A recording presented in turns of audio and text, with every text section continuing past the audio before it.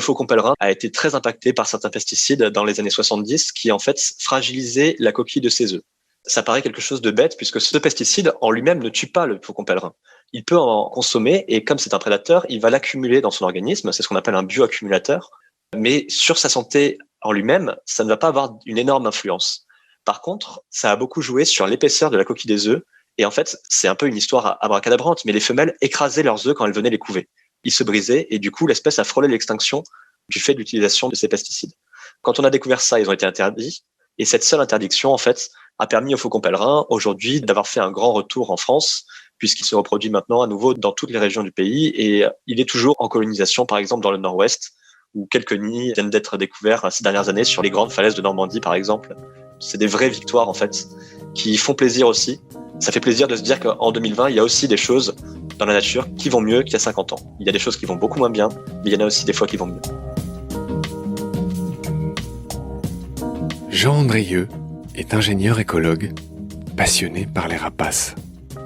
Il vit dans le Vercors, où il étudie les vautours, à commencer par le célèbre gypaète barbu, cet immense, très beau et très rare vautour, celui qui mange des os.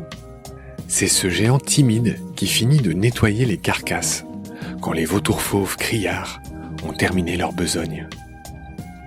Les vautours, nous le verrons bientôt avec Jean, se relaient en effet dans le temps et chaque espèce a son utilité, sa fonction, son job, de l'ouverture de la carcasse au rognage des tendons et des petites parties fines, de sorte qu'à la fin, il ne reste plus rien.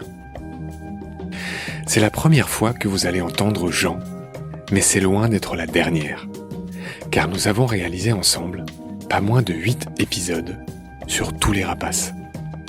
Les diurnes, aigles, faucons, vautours, et bien sûr les nocturnes, chouettes et hiboux. 8 épisodes que nous avons longuement préparés, lui et moi, pour vous offrir cette série qui sera, j'espère, dans vos cœurs naturalistes, un des joyaux de cette saison 2 de Baleines sous gravillon. Cette toute première partie concerne, comme d'habitude, les généralités. Des préliminaires indispensables et très fouillés, vous verrez, amoureux dans tous les cas. Dans la deuxième partie, nous passerons en revue les plus beaux, les plus remarquables aigles du monde. Jean, l'ami Jean, qui est également programmé dans la galerie de photographes animaliers de notre page Facebook, qu'il a lui-même lancé, qu'il a lui-même créé, et donc beaucoup plus qu'un invité. C'est un très grand ami de Baleines sous gravillon, et je ne vais pas attendre la fin des épisodes pour lui dire toute la gratitude que j'ai envers lui, et toute l'admiration que j'ai pour son travail, celui qu'il s'est choisi, au service de la nature. Dans le ciel des rapaces, chapitre 1, c'est parti. Salut Jean. Salut Marc. Je suis content de t'avoir. Je t'appelle, tu es pas loin du Vercors. Tu es dans quelle ville ? Alors je suis à Vassieux-en-Vercors, sur les plateaux. D'accord, tu es un jeune ingénieur écologue, tu es passionné de vautours et plus généralement de rapaces. J'ai l'impression de dire ça à chaque fois, mais je le redis pour cette émission. J'aime bien la manière dont on s'est rencontrés. J'ai mis des annonces sur des sites concernant les oiseaux pour trouver un spécialiste ou un passionné des rapaces. Et tu m'es arrivé sous la forme d'un ange qui m'a écrit un jour et qui m'a dit que t'étais dispo, que c'était ta passion et que tu pouvais en parler. Et moi, c'est assez rare que ça se passe comme ça. Je galère plus des fois pour trouver des gens. Et avec toi, j'ai prévu de faire énormément d'épisodes puisqu'on va faire tous les rapaces avec toi. C'est-à-dire, on va faire les rapaces diurnes et nocturnes. On va parler des vautours, on va parler des grands aigles, on va parler des petits faucons. On va faire des généralités, on va faire des épisodes qui sont consacrés aux plus incroyables rapaces, quels qu'ils soient. Donc j'ai prévu de faire un nombre assez conséquent d'épisodes avec toi. Et ça me ravit. Jean, dis-nous juste en 2 mots qui tu es et d'où tu viens en quelques phrases. Alors moi, comme tu l'as dit, donc je suis un jeune encore étudiant. Je serai ingénieur écologue dans quelques mois, si tout se passe bien. Je me suis installé depuis quelques années dans les montagnes, puisque c'est là où on trouve le plus de mes chouchous, qui sont les rapaces, et notamment les vautours. Pendant mes études, je me suis spécialisé sur tout ce qui touchait aux prédateurs et aux nécrophages. Donc les rapaces, c'est aussi les prédateurs à 4 pattes, et les vautours qui sont vraiment mes chouchous, mes petits favoris. Alors, jamais un nom compliqué sans qu'il soit expliqué. Nécrophage, c'est juste le nom scientifique de charognard, en fait. Ça s'applique voilà. aux vautours. Ce sont des animaux qui mangent des animaux morts. C'est tout à fait ça. Ok, Jean, on va parler des rapaces avec toi, et fidèle à mes habitudes, je commence par l'étymologie. Rapace vient du latin rapere, qui veut dire prendre violemment, choper. C'est une étymologie qui n'est pas étonnante. Il se trouve que rapace, ou encore oiseaux de proie, ne sont pas des noms scientifiques. Ce sont des noms vernaculaires ambigus, ils recouvrent plusieurs réalités. Tout le monde voit ce que ça veut dire, tout le monde les emploie, mais voilà, c'est vaste, et ça se réfère pas à des liens de famille génétiques, on va dire. On est d'accord là-dessus, Jean ? Tout à fait. Donc, cet épisode va être consacré aux généralités, et donc chacun sait qu'il existe des rapaces diurnes, c'est-à-dire qui vivent le jour, et des rapaces nocturnes. Pour faire simple, les rapaces diurnes, c'est les aigles et les faucons et les vautours, et les nocturnes, ce sont les chouettes et les hiboux. Jusque-là, on est bon aussi ? On est toujours bon. On est toujours bon. Je vais commencer par parler des diurnes. Les rapaces diurnes se divisent en deux ordres. Il y a ce qu'on appelle les falconiformes et les accipitriformes. Le premier nom, tout le monde le comprend, c'est ceux qui sont en forme de faucon, pour faire simple. Et les accipitriformes, c'est tout ce qui est aigle et vautour. On va dire, ils sont un peu plus gros en général. Ça va comme ça ?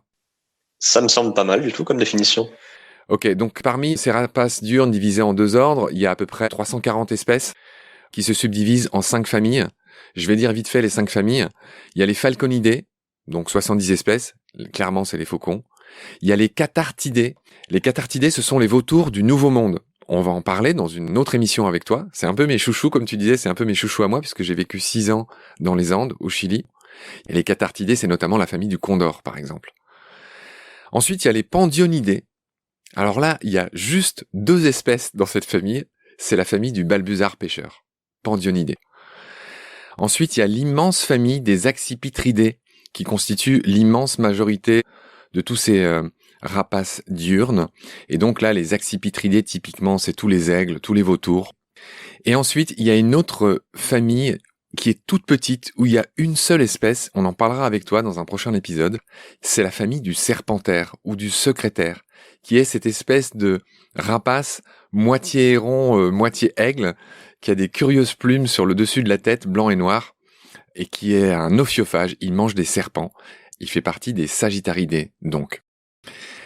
Voilà pour la présentation globale avec beaucoup de noms de ces rapaces diurnes. J'avais envie de te faire réagir sur quelque chose qui est un peu universel. C'est la noblesse de ces animaux, la noblesse de leur regard. Là, c'est pas très scientifique ce dont je parle, mais qui en fait un symbole, le fait d'être un peu altier. Ils surdominent, et donc ces animaux ont été choisis comme emblème par les rois, par les empereurs.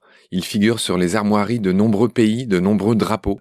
Est-ce que c'est une des raisons, la beauté de ces animaux, de leur regard, qui fait que tu es passionné par eux, par exemple, toi? C'est sûr que c'est des oiseaux, enfin c'est des espèces en général qui ne laissent jamais indifférent.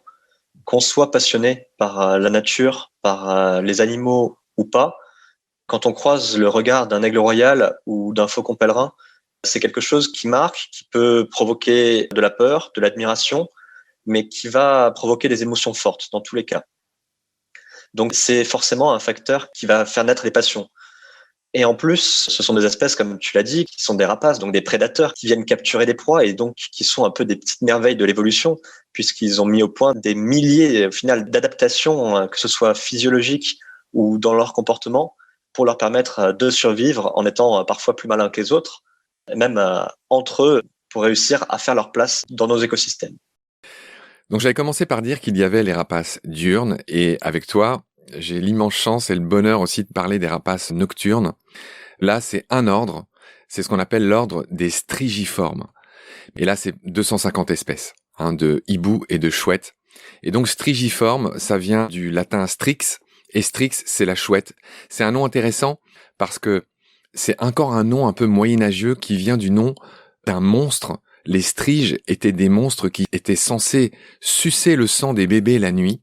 Et c'est curieux parce que ça nous laisse une indication du fait que ces oiseaux, les chouettes, aujourd'hui, elles sont à peu près respectées et admirées.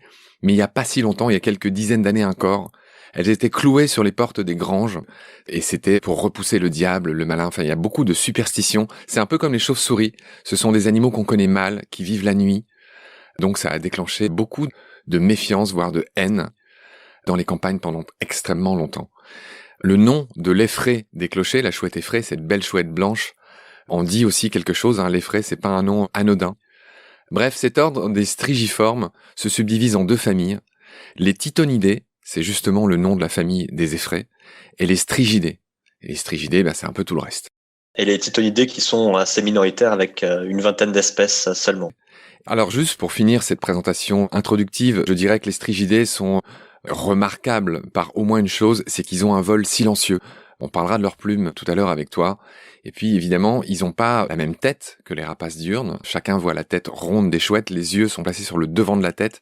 La plupart des chouettes ont des masques faciaux qui leur permettent de concentrer le son. Ils sont pas faits tout à fait pareils. Ils ont des serres, ils ont des plumages qui peuvent se ressembler, mais encore une fois, les diurnes et les nocturnes sont très différents les uns des autres. On va voir ça avec toi. Je vais passer en revue les caractéristiques des rapaces en général. D'abord pour dire que les plumages varient beaucoup. Certains sont cryptiques, c'est-à-dire qu'ils leur permettent de se camoufler dans la forêt, dans les prairies. Et puis certains ont des plumages qui sont extrêmement voyants, avec des têtes ou des ventres blancs. Et donc là, il y a une grande variété. J'y reviens pas. J'ai envie qu'on dise un mot sur les serres des rapaces. Là, pour le coup, c'est ce qui les réunit. Tous ces rapaces ont des serres puissantes, des instruments aiguisés qui sont des armes, qui leur servent à abattre ou à capturer leur proie. Une différence notoire que j'aimerais que tu me précises un peu, cher Jean, c'est que, on va dire chez les aigles et les faucons, ils ont 3 doigts devant, 1 doigt derrière, mais chez les strigidés, chez les chouettes et les hiboux, c'est 2 devant, 2 derrière. Tu m'en dis un mot ? C'est effectivement le cas. C'est des raisons en fait évolutives. Les falconiformes et les accipitriformes ont ce qu'on appelle une convergence évolutive. Ça veut dire qu'au cours de l'évolution, ils se sont retrouvés dans les 2 cas avec 3 doigts à l'avant, 1 doigt à l'arrière, puisque ça fonctionnait très bien pour capturer leur proie. Mais en soi, c'est un peu un hasard qui fait que les strigiformes se sont retrouvés, eux, avec 2. On aurait très bien pu retrouver les falconiformes avec 2 ou les strigiformes avec 3-1. L'évolution, c'est pas une ligne droite, c'est des petites adaptations qui apparaissent. Et au final, souvent, il y a plusieurs options qui peuvent fonctionner pour un même objectif. Donc là, en l'occurrence, on va parler de convergence évolutive sur un objectif qui va être de capturer des proies. Dans beaucoup de cas, ça va être des micro-mammifères ou des oiseaux. Et il y avait plusieurs options. Une option a été retenue par plusieurs phylums, par plusieurs groupes, et une autre option a été retenue par un autre groupe. Alors moi, ce que j'attendais de toi, c'est surtout pourquoi ? Ça sert à quoi d'avoir 2 doigts devant, 2 doigts derrière ? C'est pour mieux être à l'aise sur une branche, par exemple ? Non, ça va pas être le cas. Les chouettes et les hiboux utilisent des perchoirs qui sont très similaires à ceux des accipitridés ou des falconidés. Je n'ai pas forcément les compétences pour te dire exactement pourquoi, mais il est aussi tout à fait possible au sein de l'évolution que ce soit un hasard. Il y a beaucoup d'évolutions qui n'ont pas forcément une explication. C'était une option qui fonctionnait et donc elle a été retenue. Beaucoup d'oiseaux, au final, ont 1 ou plusieurs doigts opposables. Donc ça, comme tu disais, ça leur permet de s'accrocher souvent à une branche, même certains à des parois quasiment verticales. Le gros avantage évolutif qu'ont eu les rapaces, c'est d'avoir des doigts qui peuvent serrer vraiment très fort et avec au bout des griffes qui sont très puissantes, qu'on appelle les serres en l'occurrence chez les oiseaux et chez les rapaces particulièrement, qui leur permettent de saisir un objet souvent au vol. Eux, ils vont avoir des doigts qui sont beaucoup plus développés, beaucoup plus forts que chez les passereaux par exemple, qui vont leur permettre de capturer une proie au vol, d'emporter un animal qui essaie de s'accrocher par exemple, aussi de résister. On va enchaîner sur une autre caractéristique notoire que chacun connaît des rapaces, c'est leur bec aiguisé. Leur bec pointu, qui est souvent très fort, très puissant, plus chez les diurnes que chez les nocturnes, en tout cas en apparence. Ce bec leur sert à tuer et aussi à découper. J'ai noté que, au-delà de cette force du bec, la bouche des rapaces est plus ou moins fendue loin. L'exemple typique que j'ai envie de donner, c'est celui du gypaète, qui est fendu extrêmement loin, car lui, il est capable d'avaler de très gros os ou de très gros crânes. C'est ça qui fait qu'une bouche est plus ou moins énorme, en fait. Tu me confirmes ? C'est ça. Et même par rapport à la taille du bec, en fait, on peut, sur les rapaces, souvent déterminer le régime alimentaire de l'espèce en fonction de la forme et de la taille de son bec. Puisque c'est ce qu'on verra ensuite dans les épisodes traitant plus des espèces. Les régimes alimentaires sont extrêmement diversifiés et donc, de fait, les adaptations physiologiques le sont tout autant. Donne-moi un exemple. Alors, il me semble que les chouettes, elles ont des becs plus petits. Elles ont moins besoin d'un bec puissant parce qu'elles mangent des proies plus petites, peut-être. Les chouettes, dans l'ensemble, oui, vont prédater des proies plus petites et vont avoir souvent tendance à avaler leur proie en entier. Alors que les rapaces diurnes vont avoir tendance à dépecer leur proie. Donc, ils vont enlever les poils, ils vont enlever les plumes et ils ont pour ça besoin d'un bec qui est plus adapté, en fait, à tirer sur un objet et à arracher qu'une chouette qui va avoir besoin d'un bec souvent relativement large et court qui va lui permettre d'avaler facilement une proie. C'est bien noté, Jean. On va enchaîner sur un autre sens des rapaces, pareil, qui est même proverbial. C'est leur vue, c'est leurs yeux. Les rapaces voient en moyenne, pour faire simple, 10 fois mieux qu'un humain. On va voir précisément pourquoi. Les rapaces ont 2 fovéas, en tout cas les rapaces diurnes. C'est-à-dire que la fovea, c'est l'endroit de la rétine qui est la plus riche en fameux cônes et bâtonnets et qui nous permet, à nous autres les humains aussi, de distinguer les détails. Il y a tout ce qui est vision périphérique, et donc la fovea, c'est cette zone qui est très importante, et les rapaces en ont 2. Ils en ont un pour leur vision binoculaire, ceux qui voient devant eux, mais ils en ont une autre pour chaque œil, pour ce qu'on appelle la vision latérale. C'est-à-dire que contrairement à nous, qui avons les 2 yeux en face de notre tête, les rapaces, les yeux sont situés sur les côtés, enfin surtout les rapaces diurnes. Et donc, ils ont 2 fovéas, ce qui fait qu'ils sont capables de toujours être attentifs aux détails, que ce soit en vision latérale ou en version frontale. Est-ce que tu peux me préciser un peu les choses là-dessus ? Alors déjà, tout ce que tu dis là, c'est exactement ça. Et en plus, certains ont presque un super pouvoir. En plus, les muscles oculaires qui entourent donc les yeux, qui nous permettent à nous de faire l'accommodation de manière totalement inconsciente et de voir toujours net. Certains rapaces ont la capacité de contrôler vraiment ces muscles-là pour effectuer presque un zoom en fait. Alors, c'est pas toutes les espèces. C'est une adaptation qui est présente beaucoup chez des espèces qui vont rechercher leur proie de loin. Et ça, c'est une des caractéristiques assez extraordinaires, en plus des yeux des rapaces. C'est cette possibilité, des fois, d'effectuer un léger zoom, dézoom.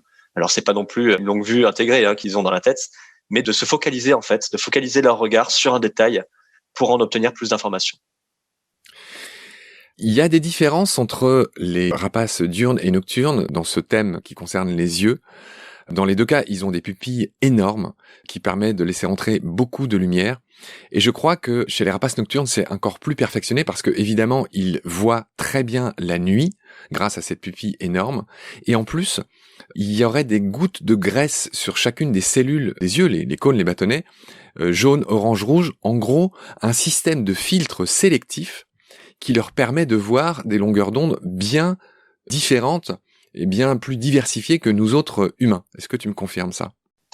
Ça, encore une fois, c'est vrai. Et ça va beaucoup aussi dépendre des espèces et en fait de leur spécialisation, encore une fois, de chasse. Certaines espèces, notamment, comme tu l'avais abordé, chez certaines espèces ophiophages, vont voir dans des longueurs d'onde qui sont relativement différentes des nôtres, puisqu'ils vont aller chercher des traces, en fait, que peuvent laisser certains reptiles ou certains micro-mammifères aussi, qui leur permettraient de repérer des choses que nous, on ne verrait jamais, en fait. Entendu, ou plutôt vu, disons, ou en tout cas reçu. Oui, il y a une analogie que je voulais faire, alors je sais pas si elle va parler à tout le monde, mais il y a un film avec Schwarzenegger qui s'appelle Predator, où il y a une espèce d'alien chasseur qui vient dans la forêt pour prédater des hommes, en fait, c'est assez horrible ce qui se passe. Et il a un système de vision qui peut changer pour repérer différentes choses, effectivement, des traces de sang chaud par terre. Tu te souviens de ce film, tu l'as vu ? Oui, je l'ai vu il y a quelques années. Mais je pense qu'effectivement, si on était des campagnols, toi et moi, on verrait peut-être un petit peu certains rapaces comme des prédateurs. Bon, je sais pas si ça parlera à tous les auditeuristes, mais c'est vrai qu'il y a un peu de ça en analogie un peu grossière, on va dire. Voilà ce que j'avais envie de dire sur la vue. J'ai envie d'enchaîner sur l'odorat. Contrairement à ce qu'on pourrait penser, et encore une fois, tu vas me le préciser, mais ça dépend des régimes alimentaires, ça dépend des spécialisations, mais ces oiseaux-là ont aussi un très bon odorat. Et c'est notamment le cas de certains vautours qui peuvent sentir des proies, des carcasses, à des kilomètres à la ronde. Tu me confirmes que ces oiseaux ont un bon odorat ? C'est effectivement le cas. Et en fait, longtemps, on a cru que les oiseaux avaient un très mauvais odorat, y compris les vautours, et qu'ils se basaient uniquement sur la vue. Et c'est une idée reçue qui reste encore très souvent dans le milieu même naturaliste. Mais effectivement, ça fait maintenant quelques années qu'on sait que certains vautours, notamment, repèrent principalement leur proie à l'odeur. Je vais enchaîner sur le son, après la vue et l'odorat, on reste dans les sens, on va parler un peu du son. Je disais tout à l'heure que les chouettes, par rapport aux aigles et aux faucons, ont des têtes, chacun le voit, qui sont arrondies, avec les yeux qui, pour le coup, sont un peu comme nous, en face de la tête. Et donc les chouettes ont d'excellentes oreilles, et elles travaillent énormément avec le son, beaucoup plus que les rapaces diurnes, en plus de leur excellente vision de nuit. Et ce qui est intéressant chez les chouettes, c'est qu'elles ont des plumes, entre guillemets, velours. C'est-à-dire que leurs plumes sont pas tout à fait pareilles que celles des aigles et des faucons, dans la mesure où elles ont des barbules, du duvet, qui rend leur vol totalement silencieux. Tu me confirmes ça ? Ah, je te confirme. Et pour avoir eu une chouette lapone, donc qui est un géant du Grand Nord, qui est passé à moins de 2 mètres au-dessus de ma tête. Je ne l'ai pas entendu à cette distance, alors que c'est un oiseau qui fait plus d'1,80 m d'envergure. Donc voilà, ces oiseaux ont réussi cette prouesse de l'évolution de voler sans aucun bruit. On voit tout de suite l'avantage que ça a, hein. Ça les rend furtives, un peu comme les avions furtifs. C'est-à-dire que leur proie potentielle ne les détecte pas, en tout cas au bruit qu'elles font. Et puis vu que c'est la nuit, puis qu'elles arrivent vite et de loin ou du haut, enfin bref, par derrière ou etc. Enfin voilà, donc elles sont totalement silencieuses. Il faut savoir qu'elles ont aussi des oreilles excellentes. Et j'en profite pour dire que les fameux hiboux qui ont ces fameuses aigrettes, ce qu'on appelle à tort parfois des oreilles, servent à rabattre le son vers leurs oreilles. Ces aigrettes ne sont pas que décoratives, elles ont ce rôle. C'est ça. Donc, il y a 2 différentes stratégies. Chez ce qu'on appelle communément les hiboux, le son va être renvoyé par la forme générale de leur visage, qui est souvent une forme un peu compliquée à définir, un peu en cœur, on va dire, grosso modo. En cuvette en tout cas. Voilà. Un peu comme une parabole satellite. C'est ça. Et alors, la parabole, c'est encore plus vrai même chez les chouettes, où on va voir vraiment un creux qui va renvoyer le son vers le centre, puisqu'il faut aussi savoir que le tympan des chouettes, leurs oreilles, en gros, sont très proches des yeux. Si on enlève les plumes sur la tête d'une chouette, on va remarquer que c'est juste un orifice, hein, il n'y a pas de pavillon comme on pourrait observer chez nous. Il est situé juste à côté de l'œil et en fait, il est situé au centre de cette parabole qui est créée par leur visage en quelque sorte, par les plumes de leur visage. Oui, très juste. C'est encore une analogie qui vaut ce qu'elle vaut, mais les chouettes, hein, chacun le voit, elles ont ce qu'on appelle un masque qui est en forme de cuvette ou en forme de cœur, tu l'as très bien dit dans le cas notamment de la chouette effraie, et ça leur sert à rabattre les sons vers leur tympan, tu l'as très bien dit, qui sont très proches de leurs yeux. Je reviens sur ce vol silencieux. On a vu que c'était grâce à leurs plumes duveteuses et munies de peignes à l'extrémité de certaines plumes, celles qui pourraient faire du bruit. Il faut aussi savoir que, par exemple, un pigeon en vol émet des ultrasons avec ses plumes. Et les chouettes sont capables de percevoir ces ultrasons pour dire qu'elles ont une amplitude de fréquence qu'elles reçoivent beaucoup plus importante que la nôtre, hein, pour prendre cet exemple. Et puis je voulais aussi dire que, d'un point de vue évolutif, les savants s'interrogent toujours pour savoir d'où leur vient cette adaptation extraordinaire du vol silencieux. Il y a une première théorie qui s'intitule l'automasquage, c'est-à-dire que la chouette masque ses propres sons en vol pour ne pas se gêner elle-même, parce que si elle-même faisait du bruit, ses propres bruits masqueraient le bruit que font certaines proies, et donc elle a intérêt à être silencieuse pour elle. C'est la première théorie. Et il y a une deuxième théorie que chacun comprend aussi, qui est celle de la furtivité. Elle a à voir avec l'audition de la proie. C'est-à-dire, je l'ai déjà dit, pour que ses proies ne l'entendent pas. Et il y a une troisième théorie qui mixe les deux et qui dit que c'est un peu pour les deux. C'est pour ne pas se gêner soi-même et pour ne pas alerter les proies potentielles. C'est bien ça ? C'est ça. Et puis c'est probablement la troisième qui mixe tout, qui est la plus proche de la réalité, puisque dans la nature, les choses sont très rarement binaires. Il n'y a pas vraiment de raison à l'évolution. C'est quelque chose qui va apparaître, va servir dans un sens, mais aussi dans l'autre. Et donc, logiquement, quelle que soit l'origine un peu de cette apparition, que ce soit pour permettre aux chouettes de mieux entendre ou de ne pas être entendues, ça a forcément aidé l'autre pôle. On va enchaîner sur une autre caractéristique, Jean, en l'occurrence les pelotes de réjection. Les rapaces en général ne sont pas capables de tout digérer. Les os, les plumes, les poils, etc. Et donc, beaucoup de gens savent que, c'est notamment le cas chez les chouettes, elles régurgitent des petites boules qu'on appelle des pelotes de réjection qui contiennent effectivement ces parties qui ne sont pas digérées. Ce qu'on sait moins, c'est que c'est aussi le cas chez les aigles, par exemple. Presque toutes les espèces de rapaces sont capables de faire des pelotes de réjection, puisqu'au moment où ils vont consommer leur proie, ils ne font pas le tri. Même si certains dépecent un peu leur proie, il y a toujours des poils et toujours des petits os notamment qu'ils vont avaler. Certaines espèces peuvent digérer les petits os, mais pas les plus gros. D'autres ne peuvent rien digérer de tout ça. Donc ils vont juste prendre tout ce qui les intéresse dessus et faire ressortir tout ce qui ne les intéresse pas par voie haute, on va dire. Puisque pour le système digestif, ça serait trop compliqué de gérer tout ça tout le long du système. Oui, ça serait une dépense d'énergie inutile. C'est ça, voilà. Donc, on va retrouver dans ces pelotes des os de petits mammifères, des os d'amphibiens, beaucoup de poils en général, parfois des plumes aussi, parfois aussi des carapaces d'insectes. Chez les petits rapaces, c'est quelque chose qu'on va beaucoup retrouver. Oui, chez le cresserelle notamment. Un mot pour dire qu'il y a une énorme exception notoire à ça, et on va lui consacrer une bonne place dans nos épisodes futurs, c'est le gypaète. Parle-moi du gypaète et de ce qu'il mange. Le gypaète, c'est un oiseau qui est relativement unique sur de nombreux aspects. Le gypaète barbu, donc, c'est un vautour qui se nourrit presque exclusivement d'os, en fait. Son système digestif est extrêmement développé et lui permet, en fait, de dissoudre les os afin d'en extraire tous les nutriments dont il pourrait avoir besoin, qui sont présents à la fois dans l'os, mais aussi dans la moelle qui est cachée au milieu de l'os.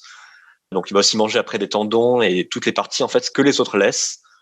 Et cette spécialisation lui a permis en fait d'être à peu près tranquille sur sa ressource alimentaire où qu'il aille, puisque personne d'autre ne mange ça dans la nature quasiment. Et donc lui ne fait pas de pelote de rejection par définition, puisqu'il est capable de digérer à peu près tout ce qui rentre dans son système digestif.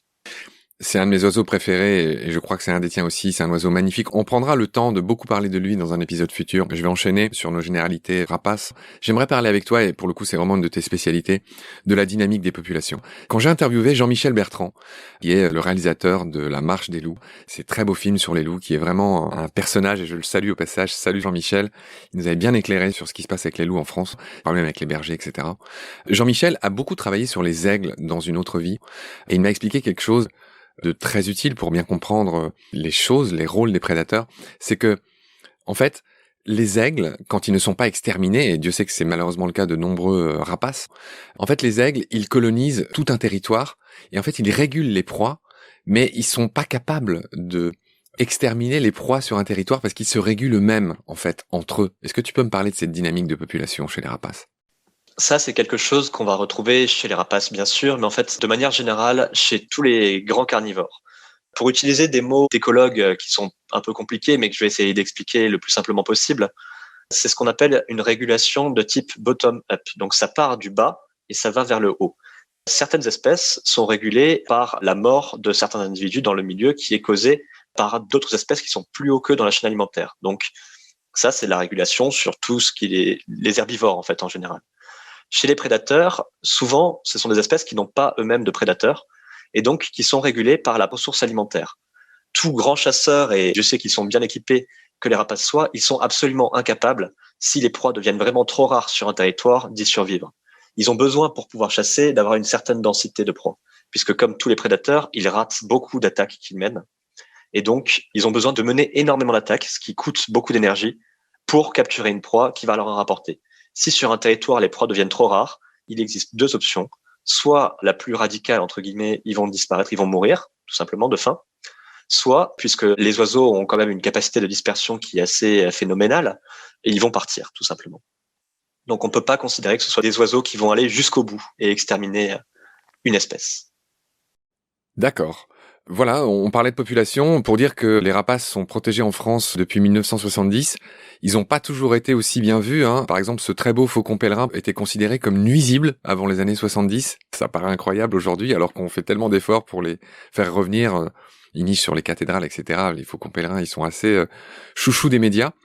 Est-ce que tu peux me dire un mot sur l'état des populations de rapaces en France ? Alors, l'état des populations de rapaces, elle change logiquement beaucoup selon les espèces, mais d'une manière générale, on est dans une situation qui est quand même plus favorable pour une grande partie des espèces si on devait prendre comme année de référence, par exemple, la décennie 60-70. Comme tu l'as dit, ça a été une décennie clé, un tournant, puisqu'il y a la loi pour la protection de la nature qui est intervenue même en 1976 avec la liste des espèces d'oiseaux protégés qui est arrivée ensuite au début des années 80 et qui a permis de changer en fait le statut de toutes ces espèces-là.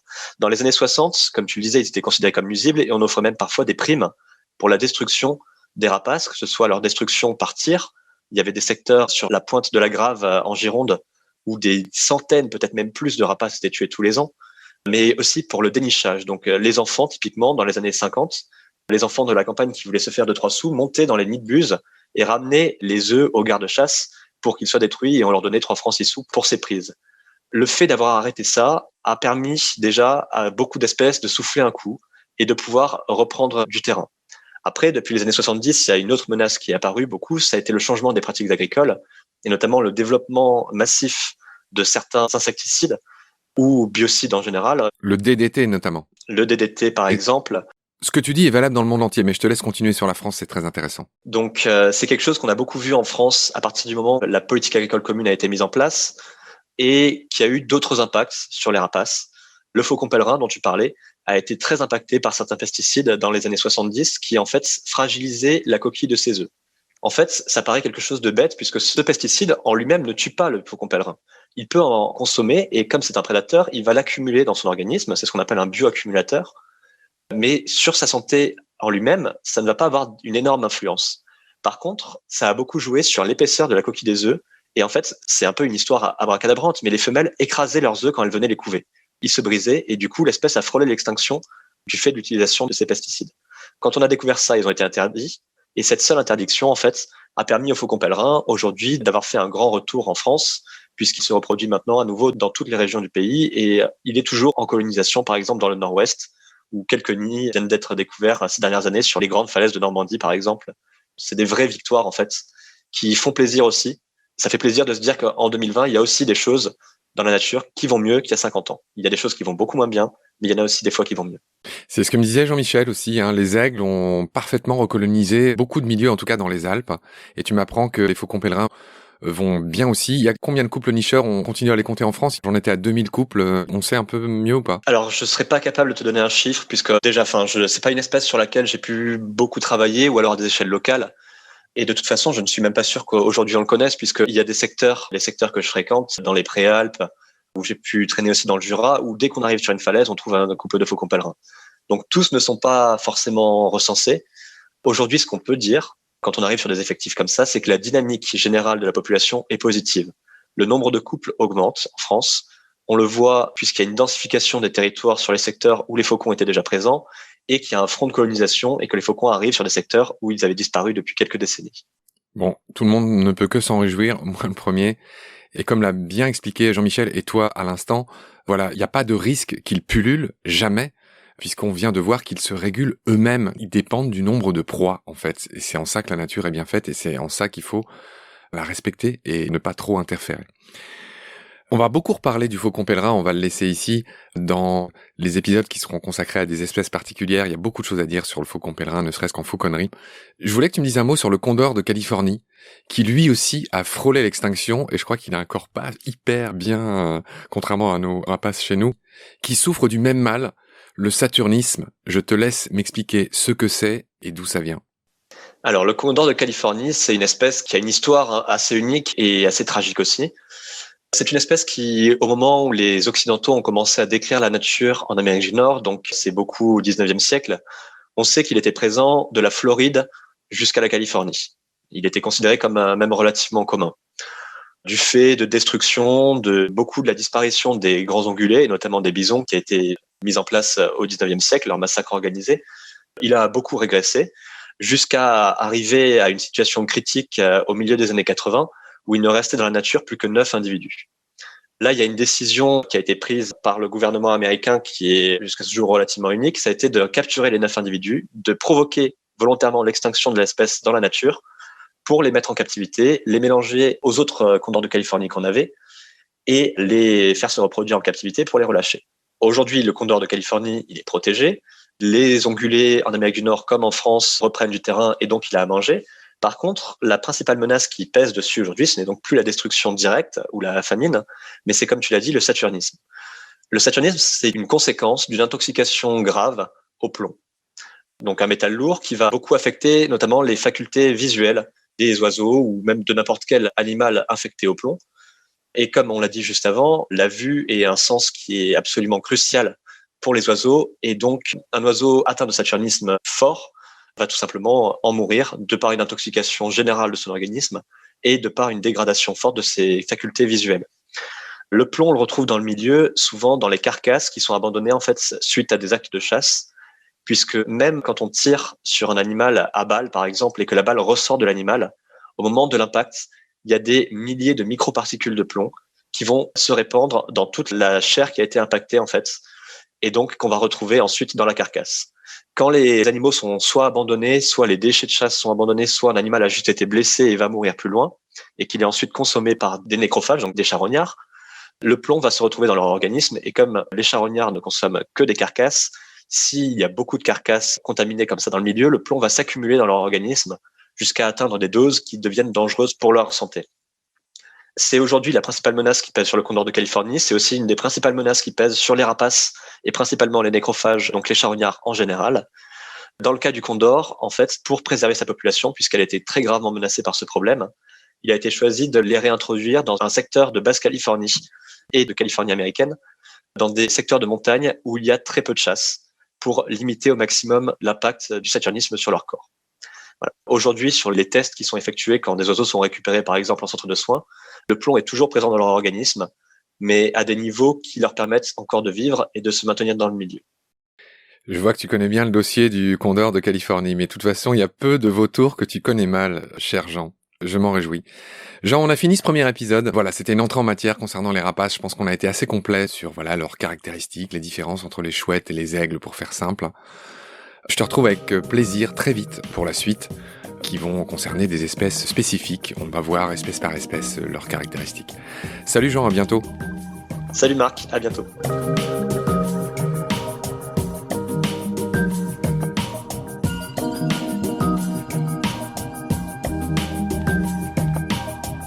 C'est la fin de cet épisode. Merci de l'avoir suivi. Merci de partager le lien de Baleines sous Gravillon et de vous abonner si vous avez aimé. Des étoiles et des commentaires sont les bienvenus si vous écoutez l'émission sur iPhone. Celles et ceux qui le souhaitent peuvent aussi nous aider en faisant un don sur le site Tipeee. Merci par avance. Vos critiques, conseils et suggestions sont aussi les bienvenus sur la page Facebook de Baleines sous Gravillon. Je remercie mes équipiers pour leur aide précieuse, ainsi que Félix Laborde, l'auteur sud-africain de la chanson du générique. Je vous retrouve très vite pour un nouvel épisode. D'ici là, prenez soin de vous et de ce qu'il y a autour de vous. Merci, à bientôt.